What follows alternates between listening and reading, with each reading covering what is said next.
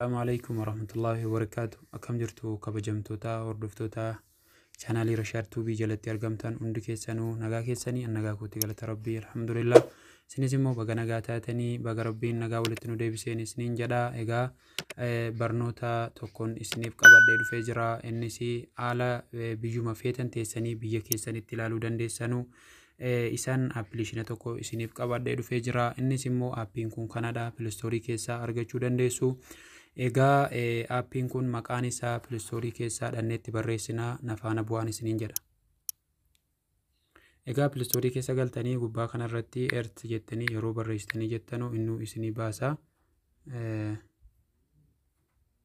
Kaasaa akkana jettanii itti barreessitu akkuma gubbaarratti arguu jirtanii akkasumatti itti barreessitu jechuudha. Pilistoorii keessa gallee amma akkasitti itti barreessinaa jechuudha. Sarchii gootuu jechuudha asirraa.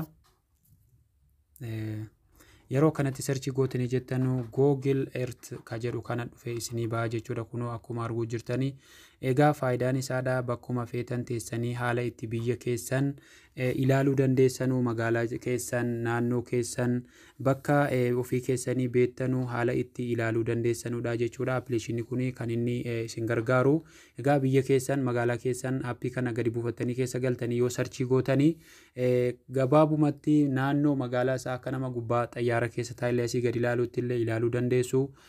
Ammallee ofitti zoomii gootanii illee ilaaluu dandeessu. Nafaana bu'aan isiniin jedha isinitti agarsiisa.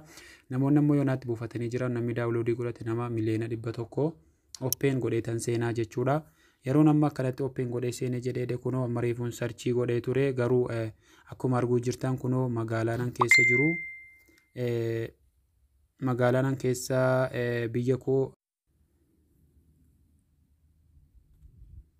egaa biyya feetan kunoo gubbaa kanarratti barreessitu jechuudha. Kunoo bakka sarchii kanarratti yeroon akkanatti fidee isinii baase jedhee gubbaa kanarratti sarchii gootanii biyya keessan biyya feetan barreessuu dandeessu jechuudha. Nama fakkeenyaaf magaalaan ofii kootii beekuu akkasitti barreessaa jechuudha.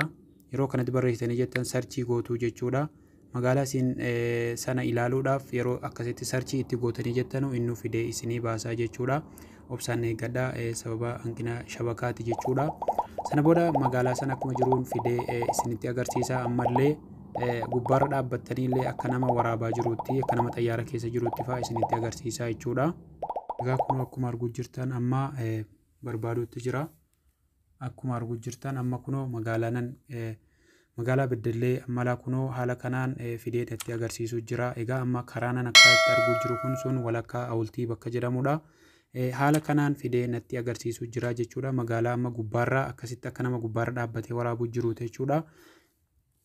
Haala inni isuman isinitti arguu jirtanii egaa ammalaa daandii kana ofii kootiin hin beekachuudha. Naannoo walakkaa bakka xiyyi diimaa kun agarsiisaa jiru boroo irratti walakkaa magaalaa jechuudha kan inni agarsiisaa jiru. Amma guutuu magaalaa gubbaarra dhaabbadheetan arguu jira jechuudha. Isinis immoo biyya keessa jirtanu bakka feetan Adaamaa, Finfinnee bakka garaagaraa bakka kana dhuftanii yoo asirratti sarchii gootanii jettan guutuu isaa argachuu dandeessu. Ofitti zoomii gootanii immoo ilaaluudhaaf bakka mallattoo X kana tuqxuu jechuudha. Bakka mallattoo X kana yoo ofirraa balleessanii amma gara gadiitti magaalaa isin keessa jirtan bakka siidaa yaadannoo aartistii Goota Hacaaluu Hundeessaa magaalaa Beddellee keessatti kan argamu siidaa isaa kan dhaabbatee jirullee fideenatti agarsiisee jira.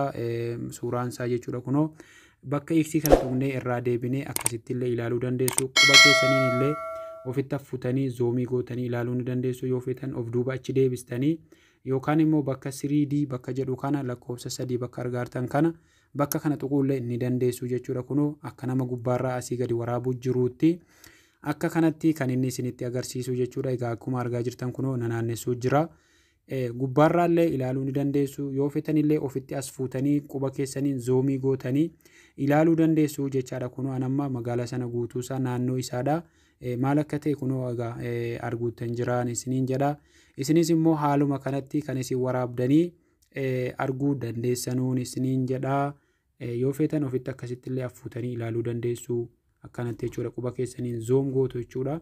Yoo feetan of duuba deebistu quba keessaniin egaa waa hundayyuu quba keessan fayyadamtu bakka 3D jedhu kanas bakka mallattoo xiyyaa kanas rukutuu ni dandeessu. Kunoo mallattoo xiyyaa kana yoo rukuttanis ofumaaf naannessee guutuu isinitti agarsiisa jechuudha.